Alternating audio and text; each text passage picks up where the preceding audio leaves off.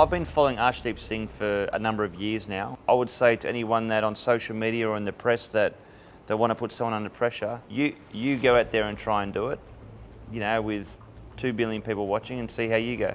It's tough. Well, someone like a Hardik Pandya is a quality player because he's a genuine all-rounder.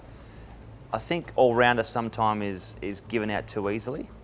He's a genuine all-rounder. I want more from Bhuvneshar Kumar because I know how good he is. This guy is world-class. So I want to see Bhuvi continue to make sure he swings the ball both ways. Let's get this away first. First thing, we saw India lose, Sri Lanka, Pakistan. Not that I saw it coming, but I know how good Pakistan have been playing recently and Sri Lanka. The hardest thing too is that when you chase second, it become a little bit easier sometimes. So that there's some factors there that from cricket terminology can help. But at the end of the day, India needs to sharpen up a little bit. A few things with the field, a few decisions with their bowling that they could do a little bit differently. Yes. But we've got the World T20 World Cup coming up, so that's exciting in Australia, which I think will suit India. So don't write off India. They're a very, very good chance.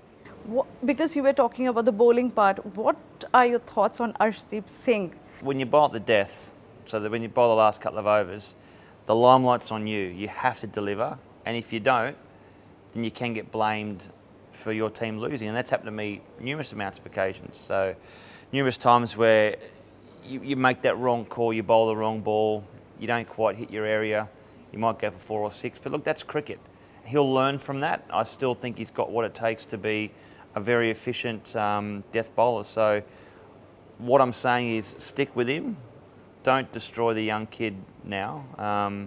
And as, a member of the commentary team and the press, I guess, is that sometimes the easy option is to blame someone. But it's very easy to blame someone. Yeah, and I would say to anyone that on social media or in the press that they want to put someone under pressure. So much trolling. You go out there and try and do it, with 2 billion people watching and see how you go. It's tough. But that's why he's playing, because it's pressure.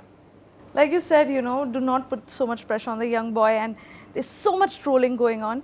Pretty, how did you deal with something like this, when you were playing and something didn't work out, how people wanted it to work out and you wanted it to work out? How did you deal with that? Well, we didn't have social media. Yeah, thank God to that. Turn the notifications off. That's the first thing. If you can't take it, if you don't like the criticism or reading a tweet that you don't want to, turn it off.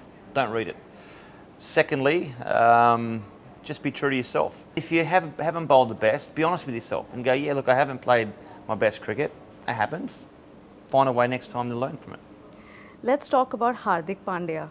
He has made a great comeback. Well, someone like a Hardik Pandya is a quality player because he's three-dimensional. Batting, hits a long ball, very good with the ball, and great in the field. You don't often find he's a genuine all-rounder. I think all-rounder sometimes is given out too easily. He's a genuine all-rounder. So he's a guy that can win it. And what an all-rounder is someone that can do all facets of the game, which is pretty self-explanatory. But it's a person that can win the game with the bat or win the game with the ball. And he does that. So he's going to be a great asset for India going out to Australia. And those wickets in Australia will suit his style of bowling, and also loves the ball coming on. So the ball coming on off a good length, he'll be able to hit some big bombs. Which player in this Asia Cup has impressed you? Which player? Well, there's been a number of players. I think a few of the Pakistani fast bowlers have been very good, and they are a team to watch out for. I want, not so impressed, but I want someone I want more from Bhuvneshar Kumar, because I know how good he is. This guy is world class. So I want to see Bhuvi continue to make sure he swings the ball both ways, keep his pace over 140, and if that happens and he leads from, because he's a like part of the wolf pack, if he leads from the front in Australia, I believe that the Indian bowling attack can work around someone like a Bhuvneshar Kumar. What brings you to India this time? Second time in a year? Second time in a month. Oh, second time in a month. I've been in India for 25 or so years now. It's been fun. here today because of my association with Jacobs Creek. Their association with the ICC, they're a major partner with the ICC. So when you think about the World Cup this year in Australia, you're going to think about Jacobs Creek being behind that. Another association that you always have here is music and Bollywood. Tell me, when are you making a next film here? Shah Rukh Khan, I'm ready. Only Shah Rukh Khan? Only?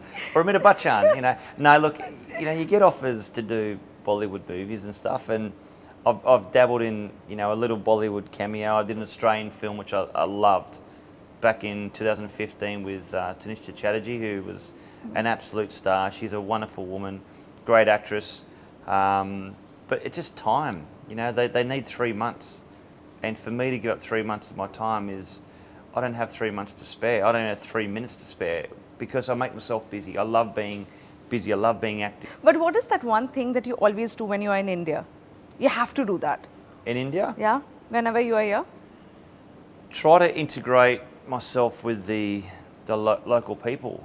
The hardest thing is that when you come to India as a former athlete, or you're over here with an endorsement, is that you stay in a beautiful hotel, you jump in the car, you got security, you get shoved in to do interviews, and you get back in the car and go back to the hotel, you go to the gym or whatever, and you fly home.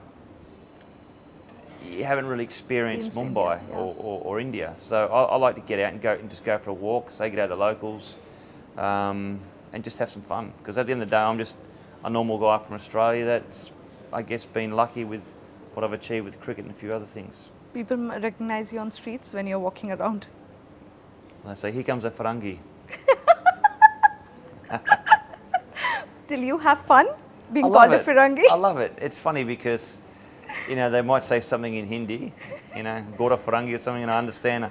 I know straight away, and I have a bit of a laugh with them. So the people in India, I've got an amazing association with the people in India. I love it. I'm passionate about it. I love the culture, the people, and that's why I keep coming back.